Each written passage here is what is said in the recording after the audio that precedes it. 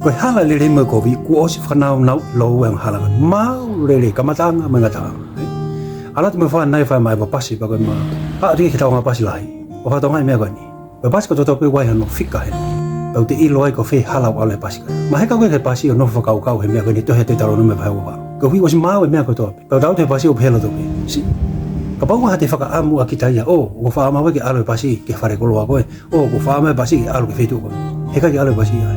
E koe pasi a koe o te hekai e alu bea whatatau ke whetu alu ai prokalama e pasi koe. Koe mea pe whai ke te alu ai ke whetu te loto kei.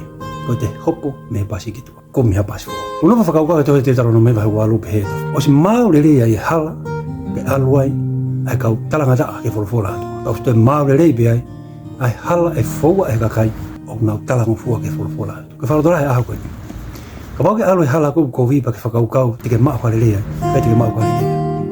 Koe whaunga pe taha ke te maa wairelei, koe te hopo me pasi o ia alu papasi. Koe whaunga pe ia. E koe hui o tau whaianga hala ko tau pe. Koe pau whaamu ke tau alu ka hala urelei, hopo me pasi kou Kovi. Heka he pasi, koe talango fua ke whorfura atua. E koe whaitu pe ia e taha, te ke maa wairelei. O whatu ke taha ko tau pe. Heo pe.